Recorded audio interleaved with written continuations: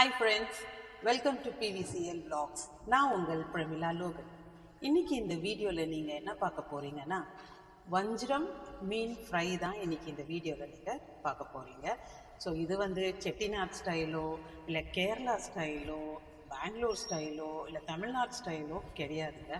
இந்த fish fry என்னோட own ஸ்டைலில் நான் செஞ்சுருக்கேன். ஸோ இது நான் ட்ரை பண்ணியிருக்கிறது ரொம்ப சூப்பராக இருக்கும். ஏன்னா இது நான் 2-3 தடவை செஞ்சுருக்கேன். ஸோ ரொம்ப நல்லா வரும்.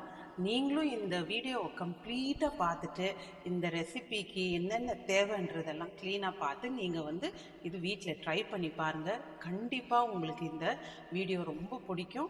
ஸோ வாங்க நம்ம வீடியோக்குள்ளே போகலாம். இப்போ நான் ஒரு 3/4 கிலோ வஞ்சரம் மீன் வாங்கி க்ளீன் பண்ணி நல்லா மஞ்சாத்தூள் உப்பு போட்டு வாஷ் பண்ணி வச்சுருக்கேன். இப்போ இந்த ஃப்ரைக்கு தேவையான மசாலா தான் இப்போ நாங்கள் மிக்சியில் அரைக்க போனோம். இங்கே பாருங்கள், பூண்டு ஒரு 2 ஃபுல் பூண்டு நான் உரித்து எடுத்து வச்சுருக்கேன். இஞ்சி ஒரு 2 துண்டு இஞ்சி கட் பண்ணி வச்சுருக்கேன். 4 பச்சை மிளகா, கொஞ்சமாக கொத்தமல்லி, கொஞ்சம் கருவேப்பிலை, ஒரு சின்ன சைஸு ஒரு குட்டியாக எலுமிச்சை புளி இந்த குட்டியாக இது, அப்புறமா கொஞ்சம் கல்லுப்பு. ஸோ இதெல்லாமே இப்போ நம்ம மிக்ஸி ஜாரில் போட்டு பேஸ்ட் பண்ணிக்க போகிறோம். இது பேஸ்ட் பண்ணிக்கின்னு அதுக்கப்புறம் நெக்ஸ்ட் வேறு மசாலா எது நம்ம போட போகிறோன்றது பார்க்கலாம். இப்போ எல்லாமே நம்ம ஜாரில் போட்டுக்க போகிறோம்.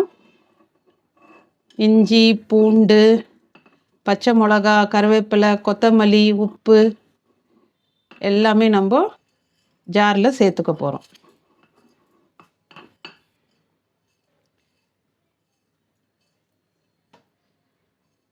ஏன் இதெல்லாம் போட்டு ஒன்றா அரைக்கணும்னா, மசாலா எல்லாமே மீனில் பைண்ட் ஆகிற போது டேஸ்ட்டு நல்லாயிருக்கும்.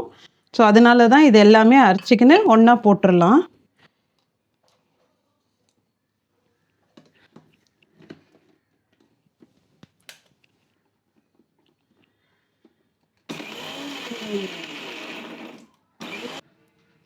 இப்போ மசாலா அரைச்சிட்டோம், ஜாரில் போட்டு அந்த எல்லாமே பேஸ்ட்டாக பண்ணிட்டோம். இப்போ இந்த மசாலாவை நம்ம இதில் சேர்த்துக்கலாம்.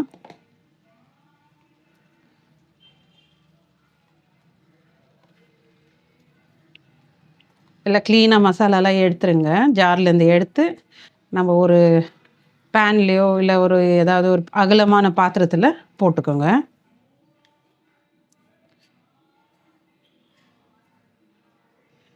ஏன்னா இந்த மசாலா தான் உங்களுக்கு அந்த வஞ்சிரம் மீனுக்கு அந்த டேஸ்ட் கொடுக்குற மசாலா இது தான். ஸோ இதை தான் மெயினாக நம்ம அரைச்சி வச்சுக்கணும். இதுக்கப்புறம் மிளகாத்தூள், இது வர மிளகாத்தூள். இது ஒரு 3லேருந்து 3.5 ஸ்பூன் போட்டுக்க போகிறேன்.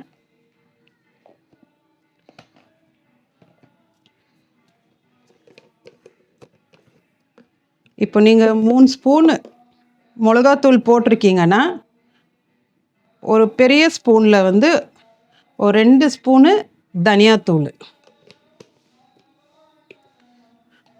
அதுக்கப்புறம் சீரகத்தூள் ஒரு 1.5 டீஸ்பூனு சீரகத்தூள், அப்புறம் கொஞ்சமாக மஞ்சத்தூள். ஏன்னா ஆல்ரெடி மஞ்சத்தூள் போட்டு மீனெல்லாம் வாஷ் பண்ணியிருக்கோம். ஸோ அதனால் கொஞ்சமாக மஞ்சத்தூள் போட்டுக்கிறேன்.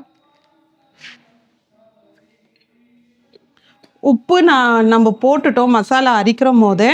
ஸோ அதனால் இப்போ உப்பு சேர்க்க வேண்டாம். நீங்கள் அப்புறமா அது பார்த்துக்குங்க, உப்பு அது கரெக்டாக இருக்கா என்னன்ட்டு. கம்மியாக இருந்தால் சேர்த்துக்குங்க. அப்புறம் இதெல்லாம் போட்ட பிறகு 1 ஸ்பூனு குழம்பு மிளகாத்தூள், நீங்கள் வீட்டில் அரைச்சி வச்சுருப்பீங்கல்ல குழம்பு மிளகாத்தூள், அந்த மிளகாத்தூள் கொஞ்சமாக 1லேருந்து 2 ஸ்பூனு சேர்த்துக்குங்க.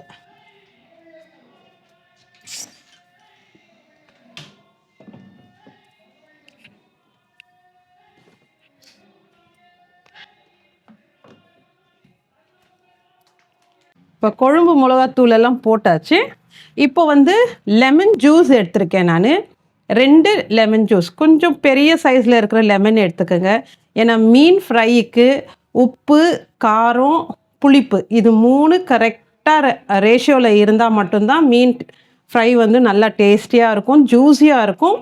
ஸோ அதனால் லெமன் ஜூஸ் வந்துட்டு 2 லெமன் எடுத்திருக்கேன். இந்த லெமன் சைஸில் 2. இப்போ இதை வந்து இதிலே சேர்த்துக்கலாம் மசாலையில். ஸோ இந்த மசாலா வந்து நல்லா மிக்ஸ் பண்ணிக்கோங்க.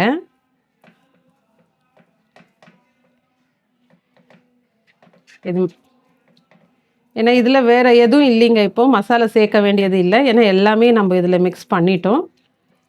ஸோ இந்த மசாலா வந்து ரொம்ப கெட்டியாகவும் இல்லாமல் ரொம்ப தண்ணியாகவும் இல்லாமல் கரெக்டான போர்ஷனில் இருக்கட்டும். அப்போ தான் மீன் போட்டு நீங்கள் அதில் வச்சிங்கன்னா மசாலா மீன்லேயே ஒட்டி இருக்கணும், அந்த லெவலுக்கு இருக்கணும். இது கரெக்டாக இருக்குது. இப்போ இதில் வந்து நம்ம கொஞ்சமாக எண்ணெய் சேர்த்துக்கலாம்.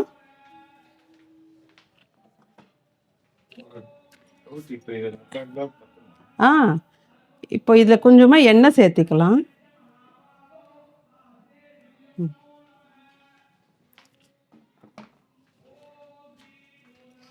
எண்ணெய் எதுக்கு சேர்த்துக்கிறோன்னா அந்த மசாலா வந்து மீனில் நல்லா ஒட்டோங்க, பிரிஞ்சு வராது. அதனால தான் கொஞ்சம் லைட்டாக எண்ணெய் ஊற்றி மிக்ஸ் பண்ணிக்கோங்க.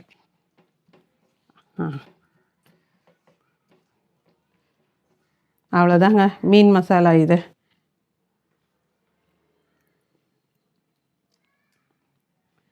இதில் உப்பு, காரம் எல்லாம் கரெக்டாக இருக்குதான்னு செக் பண்ணிவிட்டு அதுக்கப்புறம் நம்ம மீனில் போட்டுடலாம். இப்போ இது மீன் வச்சு நல்லா நீங்கள் க்ளீனாக அதை மசாலாலாம் 4 பக்கமும் க்ளீனாக போட்டுருங்க.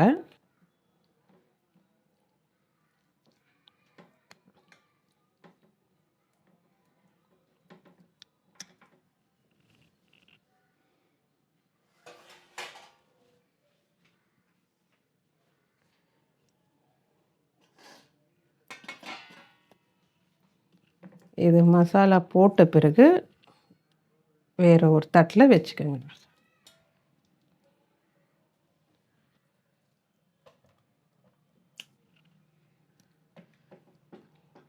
மசாலா போட்டு கிட்டத்தட்ட ஒரு 1/2 அன் ஹவர் நல்லா ஊறட்டும்.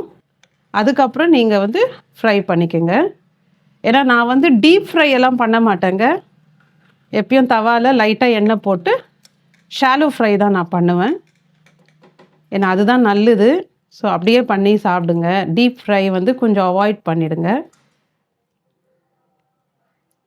இப்போ மசாலா இப்படி போட்டுட்டு தனித்தனியாக மீன் எடுத்து வச்சுருங்க.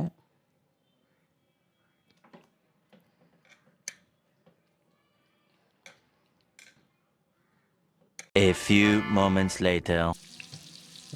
1/2 அன் ஹவர் ஆச்சு. மீன் நல்லா ஊறிடுச்சு. இப்போது ஃப்ரை பண்ணிகிட்ருக்கேன் பாருங்கள். இப்படி ஒரு 2 பீஸாக போட்டு ஃப்ரை பண்ணுங்கள். அப்போ தான் மீன் ஒடியாது. ஏன்னா நம்ம நிறைய பீஸ் போட்டு ஃப்ரை பண்ணோன்னா ஒடிஞ்சிடும் மீனில். ஸோ அதனால் இப்படி போட்டு ஃப்ரை பண்ணுங்கள். ஒரு 2 நிமிஷங்க. ஒரு பக்கம் வெந்துடுச்சுன்னா இன்னொரு பக்கம் திருப்பி போட்டோன்னா முடிஞ்சிச்சு, அவ்வளோதான் ஃப்ரை. ஏன்னா ரொம்ப நம்ம அதை வந்துட்டு எண்ணெயில் ஃப்ரை பண்ணோன்னா அந்த ஃப்ளெஷ் எல்லாம் வந்து ரொம்ப கெட்டியாக ஆகிடும். ஸோ அதனால ஒரு 2 மினிட்ஸ் நம்ம ஃப்ரை பண்ணால் போதும். அதுவும் லோ ஃப்ளேமில் வச்சுக்கோங்க, ஹை ஃப்ளேமில் வைக்காதீங்க.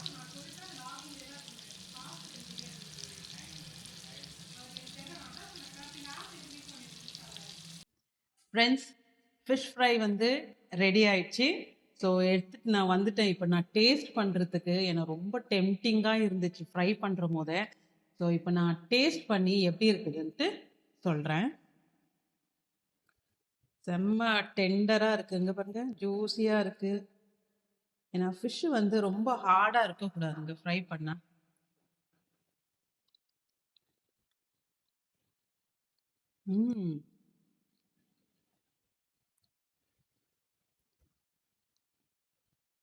மசாலாலாம் நல்லா ஊறி இருக்குங்க. ஏன்னா அந்த பச்சை மிளகா பேஸ்ட் எல்லாம் போட்டோம் பாருங்க, அந்த காரம், உப்பு, புளிப்பெல்லாம் நல்லாவே தெரியுது. அந்த தொண்டைக்குள்ள அந்த காரம் இறங்கி பாருங்க. அது அப்படியே ஃபீல் ஆகுது. நல்லா இருக்கு, செம்மையாக இருக்கு. இப்போ இந்த மீன் ஃப்ரை வந்துட்டு நல்லா ஒரு சாம்பார் வச்சு சாதத்தில் சாப்பிட்டா சூப்பராக இருக்கும். இல்லை ஒரு ரச சாதம், இல்லை ஒரு கீரை குழம்பு சாதம், எது இருந்தாலும் சூப்பராக இருக்குங்க. டேஸ்ட் ரொம்ப நல்லா இருக்கு. கண்டிப்பாக ட்ரை பண்ணி பாருங்க. உங்களுக்கு இந்த ரெசிபி கண்டிப்பாக உங்களுக்கு பிடிக்கும். ஏன்னா நீங்கள் இது டேஸ்ட் பண்ணுற போதே உங்களுக்கு அது உங்கள் வீட்டில் இருக்கவங்களுக்கு எல்லாருக்குமே ரொம்ப பிடிக்கும். ஸோ இந்த ரெசிபி எப்படி இருந்ததுன்ட்டு நீங்கள் கண்டிப்பாக எனக்கு கமெண்ட்ல சொல்லுங்கள். ஸோ மறக்காமல் பிவிசிஎல் vlogsஸை லைக் பண்ணுங்கள், ஷேர் பண்ணுங்கள், சப்ஸ்கிரைப் பண்ணுங்கள், ஃபேஸ்புக் இன்ஸ்டாகிராம் பேஜை ஃபாலோ பண்ணுங்கள். மறக்காமல் பெல் பட்டன் ஐக்கனை ப்ரெஸ் பண்ணுங்கள். So, meet you in the next interesting video. Until then, it's bye from Pravina Logan. Bye. Take care.